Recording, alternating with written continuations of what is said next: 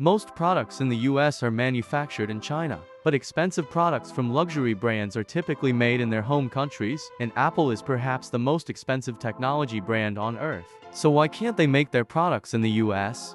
Well, the answer Apple would give is that they do. The Mac Pro is made in America, unless you live in Europe.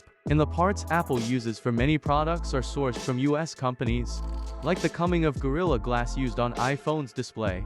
But that answer doesn't make much sense. If you're sourcing parts from the US, wouldn't it be easier to assemble them too? Well, that's actually what Apple used to do with the Mac. But when the iPod was being developed, they knew their existing factories in California wouldn't be able to handle the manufacturing. Not only since it would become a much higher selling product than the Mac, but also because Apple wanted to update the product annually. Factories in the US were slower and less nimble than those in Asia, not to mention more expensive.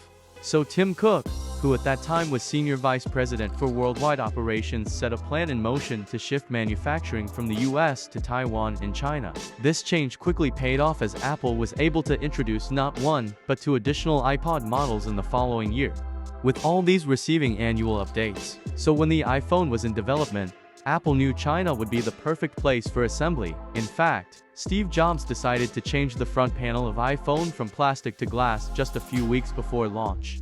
This last-minute change forced 8,000 factory employees to work round the clock in 12-hour shifts to change every iPhone's front plate to glass, a feat that would have taken an American factory months to achieve. So the advantages to cost, speed, and scale is why Apple products are made in China. But they have been expanding manufacturing in recent years to India, Thailand, Malaysia, and Vietnam. But there are still no plans to make iPhones in the US anytime soon.